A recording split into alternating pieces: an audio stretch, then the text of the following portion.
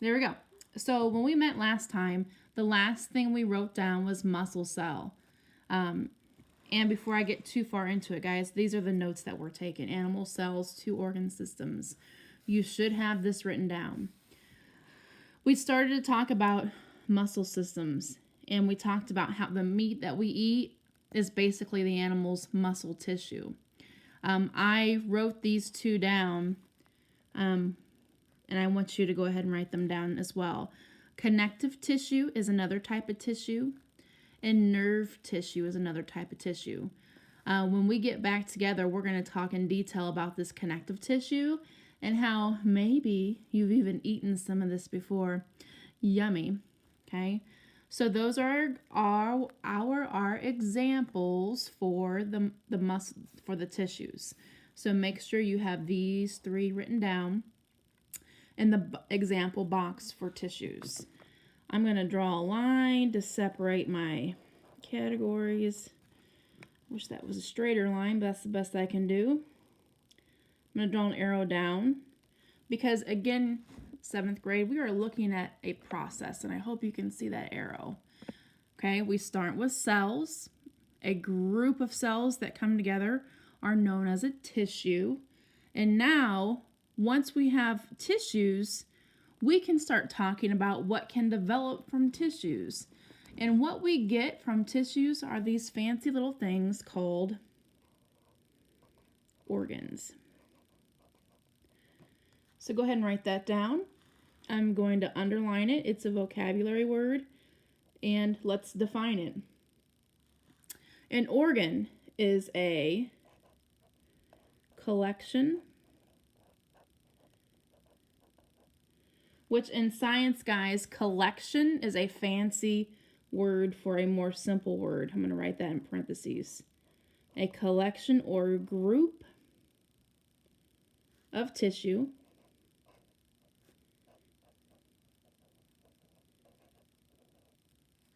that form a unit. Okay? And in this case, the unit is our organ.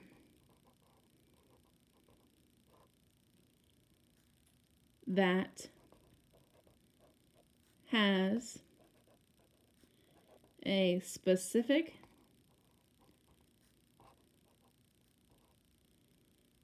function.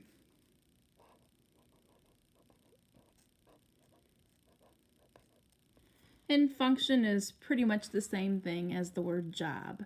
It's what it does. Okay? So here are some examples. And I'm pretty sure as 7th graders, you can probably go ahead and name some organs on your own, but let's name some.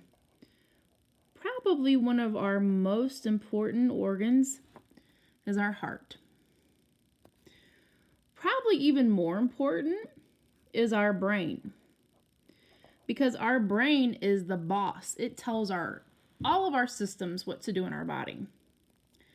Of course, you have your favorite stomach.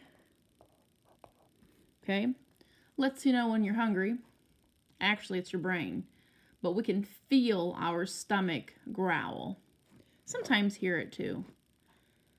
We have our lungs. Very important. Helps us take in oxygen. Does lovely things with it. And we have a lot more organs that we could continue to list. These are just some examples. I could also name your kidneys, pancreas, liver, but you get the point. We have tissues that have come together to form organs, okay? It's a collection of tissues that form a unit or organ that has a specific function. So, our heart, it pumps blood, okay? Our brain, it controls all of our body processes. Our stomach digests food. Our lungs convert oxygen into other chemicals that our body uses, okay? So we will talk more about these, guys, I promise. And Miss B, I believe, even has a heart that she's going to show us. Okay? So, on the side of your paper, draw another arrow from organs that points down, because we have one more thing to talk about on these notes. I'm going to draw this line to separate that. And the last thing that is specific to organs is an organ system.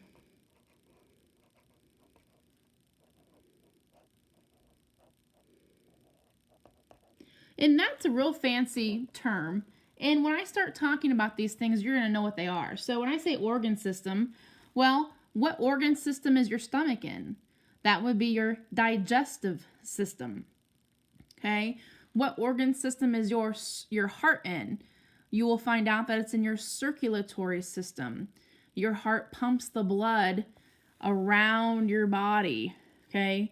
Kind of in a circle. That's the first four letters, or it's the prefix to the word circulatory. It goes around your body.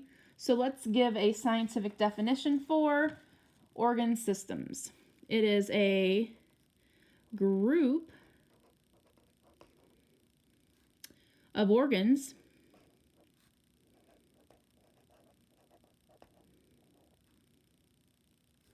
that work together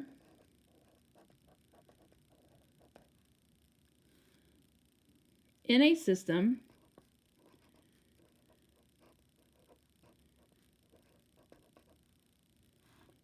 to perform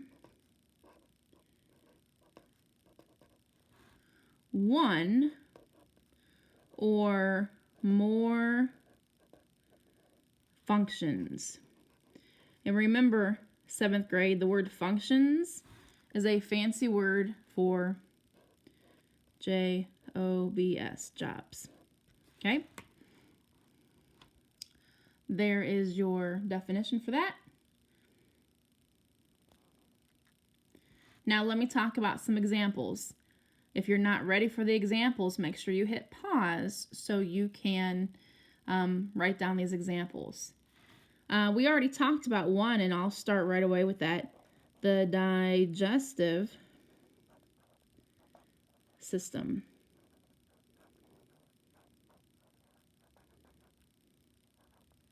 Oh, just an M, no S. So what I want you to think about are, what are the organs that are in your digestive system? It's not just your stomach. There's other ones. Okay, we'll talk about those. Another one is your respiratory system. Well, what on earth is that? Everyone has one of these. Everyone has a respiratory system. What does it do? Are one of these organs in our example in your respiratory system? Okay, just a couple more. We also have an excretory system. And this will probably be your least favorite system to talk about, as I've brought this subject up before and you didn't need me to explain it to you. Okay? It has to do with waste. Well, waste. How does our body get rid of waste? Okay? So think about that. We have a circulatory system.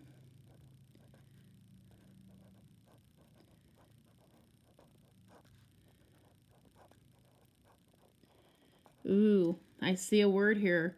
C-I-R-C, circ. That's a prefix. Remember we were talking about how the heart pumps blood around your body? I wonder what organs fall into the circulatory system. Okay, we have the nervous system.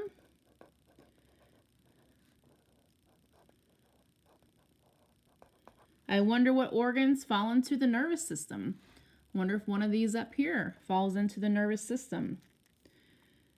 And we also have something called the reproductive system.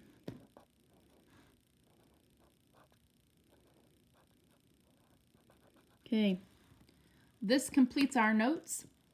I will ask to see these, not today, but I will ask to see these at some point. So make sure, guys, you copy these. Make sure you're getting them done correctly and write everything down. When we come back to class on Thursday, we will talk about these things. Hopefully see a little example of some of these things, okay? But for now, there is another assignment that goes after the notes. I want you to check Google Classroom so you can see what that is. Thanks, guys. Bye-bye.